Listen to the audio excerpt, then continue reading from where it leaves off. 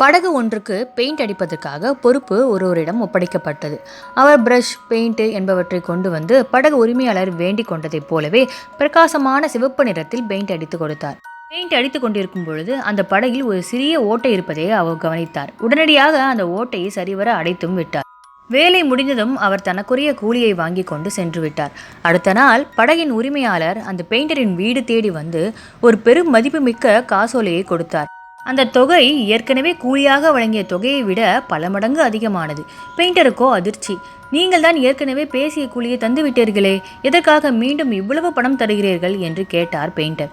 இல்லை, இது பெயிண்ட் அடித்ததற்கான கூலி அல்ல, படகில் இருந்த ஓட்டையை அடைத்ததற்கான பரிசு என்றார் படகின் உரிமையாளர்.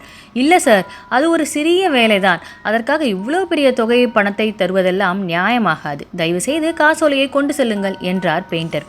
நண்பரே, உங்களுக்கு விடயம் புரியவில்லை, அதாவது நடந்தது என்னன்னு உங்களுக்கு புரியல. நடந்த விடயத்தை சொல்கிறேன் கேளுங்கள் என்று சொல்லிவிட்டு படகு உரிமையாளர் தொடர்ந்தார்.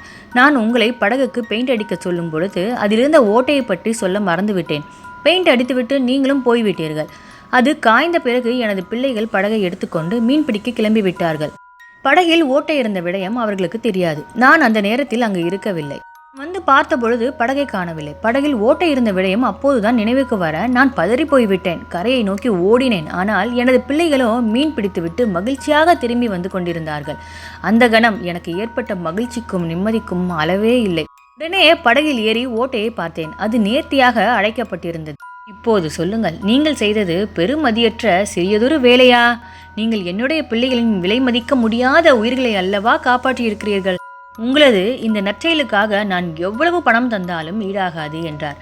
நண்பர்களே, இதிலிருந்து என்ன புரிகிறது? யாருக்கு, எங்கே, எப்பொழுது, எப்படி என்றெல்லாம் பார்க்க வேண்டியதில்லை. நமக்கு சந்தர்ப்பம் கிடைக்கும் போதெல்லாம் பிரதிபலன் பாராது உதவும். பிறரின் கண்ணீரை துடைப்போம். நம் கண்முன்னே தெரியும் ஓட்டைகளை கவனமாக அடைப்போம். அப்பொழுதுதான் நமது ஓட்டைகளை அடைப்பதற்கான மனிதர்களை இறைவன் அரியாபுரத்திலிருந்து நம்மிடம் கொண்டு வந்து சேர்ப்பார். இந்த மனிதாபிமானம் நிறைந்த கதை உங்களுக்கு பிடிச்சிருக்கா?